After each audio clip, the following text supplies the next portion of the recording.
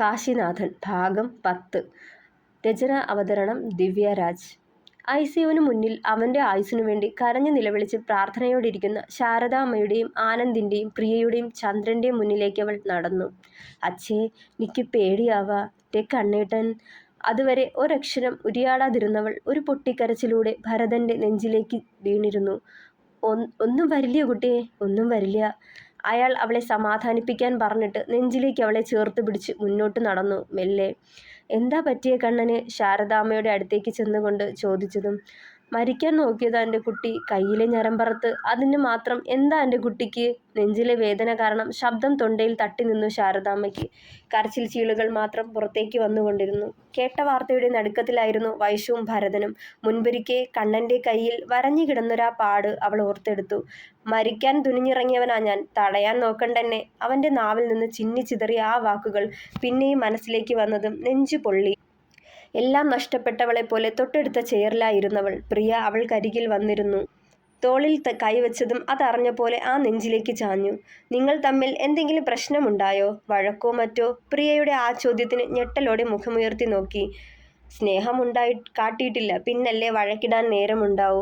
ഓർത്തുകൊണ്ട് ഇല്ലെന്ന് തലയാട്ടി. പിന്നെ കാശി എന്തിനാ ഇങ്ങനൊരു കടുംകൈ ചെയ്തത്? പ്രിയ മനസ്സിൽ ചിന്തിച്ചു. ആ മനസ്സിൽ എന്തൊക്കെയോ നോവുകളുണ്ട്, അതുറപ്പാ. എൻ്റെ ദേവി, അത് മനസ്സിലാക്കാൻ പറ്റാണ്ട് പോയല്ലോ എനിക്ക്. ആ നോവറിയാതെ വന്നതിലല്ലേ ഇന്നിങ്ങനെ ഉണ്ടായേ? ഒക്കെ അവസാനിപ്പിക്കാനാണോ കണ്ണേട്ട എന്നെ വീട്ടിൽ കൊണ്ട് ചെന്നാക്കിയേ?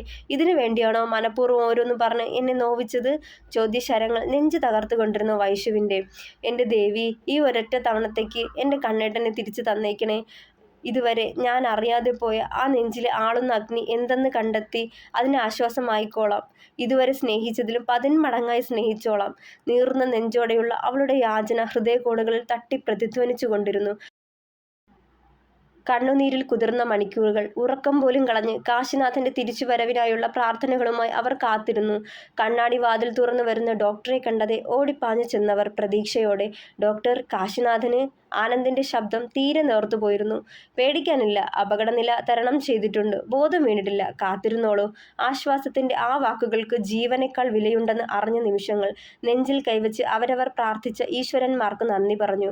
അച്ഛൻ്റെ നെഞ്ചിൽ അന്നേരവും അഭയം പ്രാപിച്ചു വൈഷ്ണവി. താനെന്ന കുഞ്ഞിക്കിളിക്ക് ദുഃഖം വന്നാലും സന്തോഷം വന്നാലും കൂടണയാൻ ആ ഹൃദയക്കൂട് മാത്രമേയുള്ളൂ എന്ന തിരിച്ചറിവിൽ.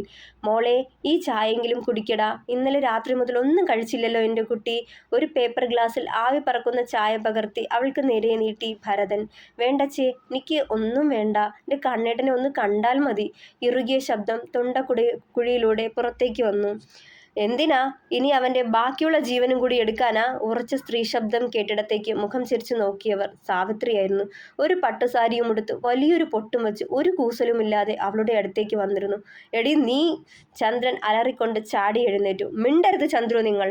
ഞാൻ അന്നേ പറഞ്ഞതാ വെറുതെ അവനെ കൊണ്ട് ഈ കുഴിയിൽ ചാടിക്കരുതെന്ന്. ഇവളെ എന്നല്ല ഒരു പെണ്ണിനെയും അവനെ സ്നേഹിക്കാൻ കഴിയില്ലെന്ന് നിങ്ങൾക്കും എനിക്കും അറിയാവുന്നതല്ലേ? അത് മറച്ചുവെച്ച് അവനെ കൊണ്ട് ഇവളെ വിവാഹം കഴിപ്പിച്ച് അധികം സ്ട്രെസ് കൊടുത്തിട്ടല്ലേ അവൻ ഇങ്ങനെ ഒരു കടുംകൈ ചെയ്തത്? ഇതിപ്പോ ആദ്യത്തെ തവണയല്ല, മുൻപും ഇങ്ങനെ ചെയ്തത് ഓർക്കണില്ലേ നിങ്ങൾ?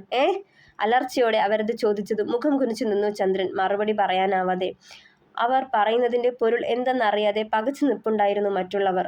അമ്മ എന്തൊക്കെയായി വിളിച്ചു കൂവുന്നേ? ഇതൊരു ഹോസ്പിറ്റലാ, ചുറ്റും ആൾക്കാരുണ്ട്, വായിൽ തോന്നുന്നത് വിളിച്ചു പറയരുത്. ആനന്ദ് രോക്ഷമടക്കി പറഞ്ഞു. ഓ, ഞാൻ വായിൽ തോന്നുന്നത് വിളിച്ചു പറഞ്ഞു എന്നാണോ എൻ്റെ പൊന്നുമോൻ കരുതിയിരിക്കുന്നത്? എന്നാൽ കേട്ടോ, നീയൊന്നും അറിയാത്ത പല സത്യങ്ങളുണ്ട് ആ അകത്ത് കിടക്കുന്നവനെ പറ്റി. ഐസിയുവിലേക്ക് ചൂണ്ടി അവരത് പറയുമ്പോൾ ചന്ദ്രൻ്റെ മുഖം വിളറി വെളുത്തു. സാവിത്രി, മതി! ഇനി നീ ഒരക്ഷരം മിണ്ടരുത്. നിന്റെ ആവശ്യം ഇവിടെ ഇനിയില്ല, ഇറങ്ങിപ്പൊയ്ക്കോ. അയാൾ സർവം കൈവിട്ടു പോകുമോ എന്ന ഭയത്തോടെ ഒച്ചയെടുത്തു. അല്ലെങ്കിലും ഞാനിവിടെ നിൽക്കണില്ല ചന്ദ്രു, പോവാ. ഞാനിവിടെ കണ്ണുനീരും കയ്യുമായി നിൽക്കാൻ അവനെൻ്റെ ആരുമല്ലല്ലോ. പുച്ഛത്തോടെ ചുണ്ടുകൂട്ടിയവർ. ചുറ്റും നിന്നവർ രൂക്ഷഭാവത്തിൽ അവരെ നോക്കുക മാത്രം ചെയ്തു. മുന്നോട്ട് നടക്കുന്നതിൻ്റെ ഭരതനടുത്തെത്തിയതും അവരൊന്ന് നിശ്ചലയായി. മെല്ലെ അവരുടെ നോട്ടം അയാളിലെത്തി. അതെ, വാര്യത്തെ ഭരതനോടായി ഒന്നുകൂടി പറയാനുണ്ട്. വെറുതെ ഇവിടെ നിന്ന് സമയം കളയാതെ മോളെ കൊണ്ട് പൊയ്ക്കോ. എന്തിനാ ഈ പെണ്ണിൻ്റെ ജീവിതം കൂടി നശിപ്പിക്കണത്?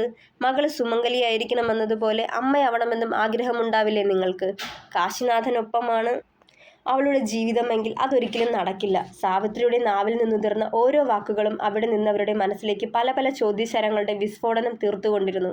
ഡി, നിന്നെ ഞാൻ ചന്ദ്രൻ കൈ ഉയർത്തിക്കൊണ്ട് അവൾക്കരികിലേക്ക് വന്നതും രൂക്ഷമായൊരു നോട്ടത്തോടെ ചന്ദ്രന് നേരെ നിന്നവർ. തൊടില്ല ചന്ദ്രു, നിങ്ങളെന്നെ തൊടില്ല. അയാൾക്ക് നേരെ വിരൽ ചൂണ്ടി രൂക്ഷഭാവത്തിൽ അവരത് പറയുമ്പോൾ ഒന്നും ചെയ്യാൻ കഴിയാത്തതുപോലെ സ്തംഭിച്ചു നിന്നയാൾ നിർവികാരതയോടെ തൻ്റെ ജീവിതത്തിൽ ആദ്യമായും അവസാനമായും പറ്റിയൊരു വലിയ തെറ്റ്, അതിൻ്റെ പേരിൽ അസ്തിത്വമില്ലാത്തവനായി സ്വന്തമായി ഒരു നിലപാടില്ലാതെ ഒതുങ്ങിക്കൂടേണ്ടി വരുന്നു അയാൾ ഓർത്തു.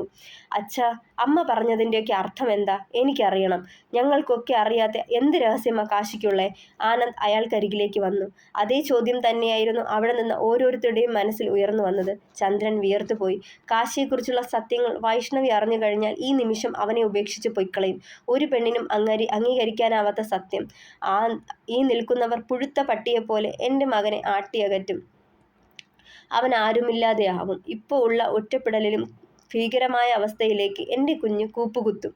ഞാനായിട്ട് എൻ്റെ കുഞ്ഞിനെ തളർത്തില്ല, മനസ്സിൽ ഉയർപ്പിച്ചയാൾ. നിന്റെ തള്ളയ്ക്ക് ഭ്രാന്ത. അവളെ കൊണ്ടുചെന്ന് സെല്ലിൽ അടയ്ക്കുകയോ ചങ്ങലയ്ക്കുടയുകയോ ചെയ്യേണ്ട സമയം കഴിഞ്ഞു. അതാ ഇങ്ങനെയൊക്കെ വിളിച്ചു കൂവിയത്. അയാൾ പല്ല് ഞെരിച്ചു. നുണ! അച്ഛൻ നുണ പറയാ. നിങ്ങൾ രണ്ടാളും ചേർന്ന് എന്തൊക്കെയോ ഞങ്ങളിൽ നിന്ന് മറയ്ക്കുക. ഒക്കെ എനിക്കറിയണം. അയാളുടെ മുഖത്ത് നോക്കി തന്നെ അവൻ ചോദിച്ചു, തെല്ലും പരിഭ്രമിക്കാതെ. ഞാൻ ഇത്രയും നേരം പറഞ്ഞതൊക്കെയേ നിന്നോടൊക്കെ എനിക്ക് പറയാനുള്ളൂ. ഇതിലും അപ്പുറം ഒന്നും എനിക്ക് പറയാനില്ല. പിന്നെ നിന്റെ തള്ളയെ കണ്ട് അവൾ ചെയ്തതുപോലെ എന്നെ വിറപ്പിച്ച് നിർത്താന്ന് കരുതണ്ടാ നീ. അയാൾ ഒച്ചയെടുത്തു.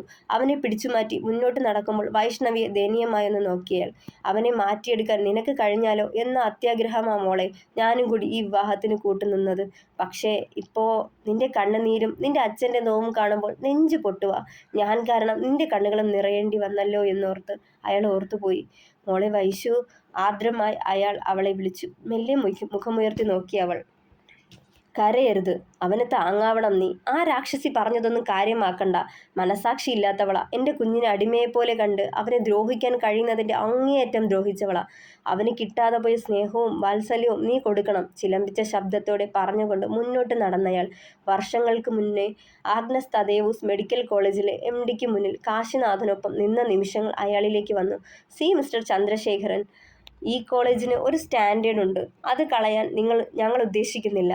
ഞാൻ പറഞ്ഞു വരുന്നത് എന്താണെന്ന് വെച്ചാൽ, നിങ്ങളുടെ മകനെ പോലൊരുത്തനെ ഇവിടെ പഠിപ്പിക്കാൻ ഞങ്ങൾക്ക് ബുദ്ധിമുട്ടുണ്ട്. He's a homosexual. അത് അവൻ്റെ ഇഷ്ടം, അവൻ്റെ ഐഡൻറ്റിറ്റി ആയിക്കോട്ടെ. പക്ഷേ ഇവൻ റാഗിങ്ങിൻ്റെ പേരും പറഞ്ഞ് ആ കുട്ടിയോട് ചെയ്തതെന്തെന്നറിയോ?